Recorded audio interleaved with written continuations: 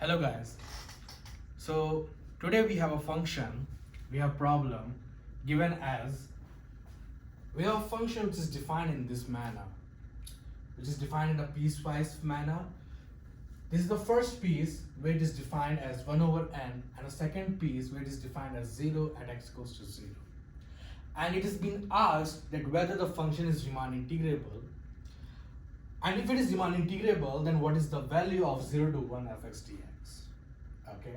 Now we see that in order to answer the first part, we see that the function is not continuous at x equals to 0, right?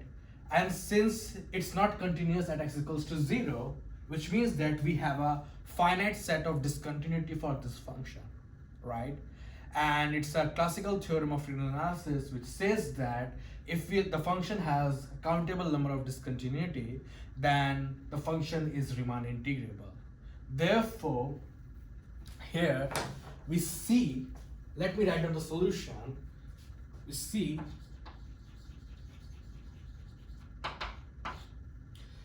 see that because f is not continuous at x equals to 0, right? Therefore, f is Riemann integrable. And again, let me rephrase it one more time. Because the function has a finite set of discontinuity, which is x equals to 0, therefore the function is Riemann integrable. Okay, are we good? Now, since the function is Riemann integrable, now according to the question, we have to evaluate what is this thing, which is 0 to 1 integral fx dx, right? Now, so here by now, we have done a part, okay? So the answer is yes, right? Now we have to evaluate this thing. Okay. Now, in order to do this, we have to notice that we have to integrate the function on 0 to 1. Okay. Now, on 0 to 1 means that this thing. It's a length. It's an interval, right? 0 to 1. Now, if we see 0 to 1 as an interval, and according to the problem which is given to us, we can write this thing as 0 union, right?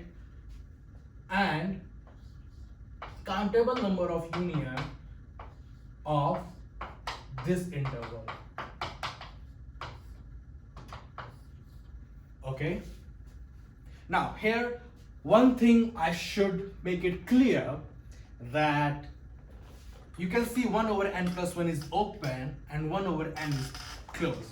The reason why, because you see the function, it's defined in this manner. You see the first piece, the x can include 1 over n, but it cannot include 1 over n plus 1.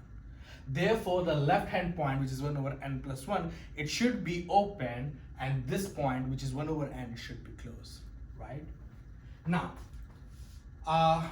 let me remove this thing to make some space, and then I'm going to start from the b part, okay? So, right now this thing is clear that, okay, the function is Riemann integrable. So I'm removing this thing.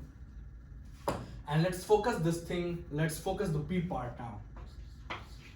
Before starting to calculate what is 0 to 1 integral fs dx, we should see that one can write this thing, which is 0 to 1 fx dx equals to that thing, single point 0 union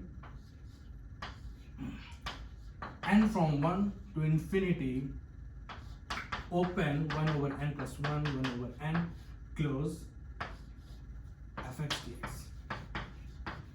Make sense? Right? Now, if we proceed further, we can have integral at 0 of f plus integral at countable number of union of this pieces, which I'm saying pieces, but essentially this is interval, right? Now, here, one should see that if you do the integration of a function on a single point, this thing is nothing but 0, right? So essentially, the integral of 0 to 1 fx dx is nothing but this thing, this whole thing.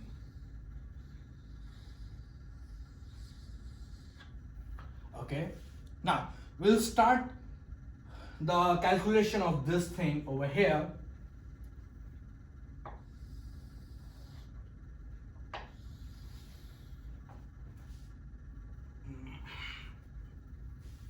Sorry guys, making some space.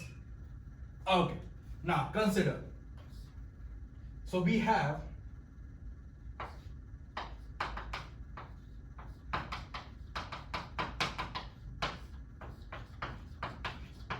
this thing, right?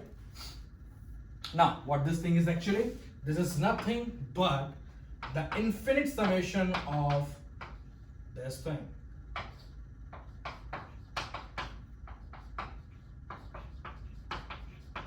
Right? But here, if you see that on this piece, the function is defined as 1 over n, so what we can do in the next step, we can do this thing, summation n from 1 to infinity 1 over n plus 1 to 1 over n dx, because the function on this piece of interval is defined as 1 over n, right? So what this thing boils down to, this thing becomes nothing but summation n from 1 to infinity 1 over n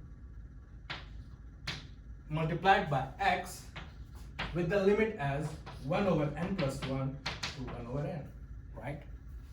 Now, it's simple calculation. I'm doing it over here. So what we get summation n from 1 to infinity 1 over n multiplied by 1 over n minus 1 over n plus 1. Make sense? Right? Now, I'm going to do further. I'm going to simplify this bracket, but this bracket is nothing but 1 over n plus 1, right? So,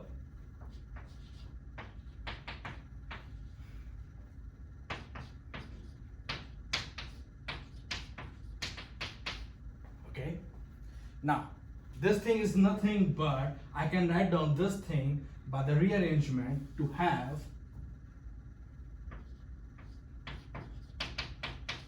okay, and with the help of partial fractions we can have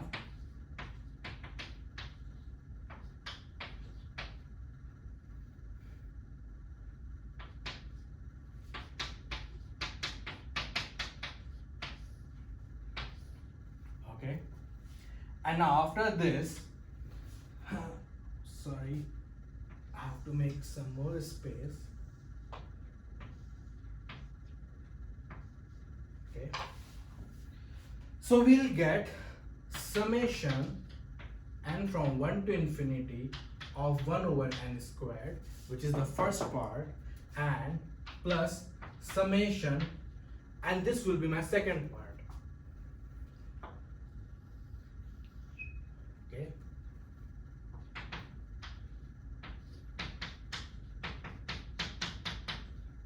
now this is the first part. This is the famous Bessel problem, and the solution of this is already known, which is pi square over 6.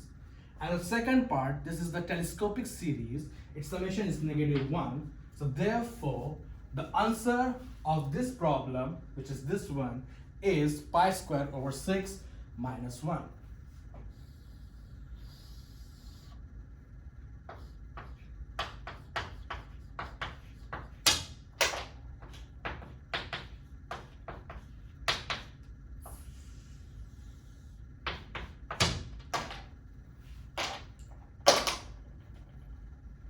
That's it, guys.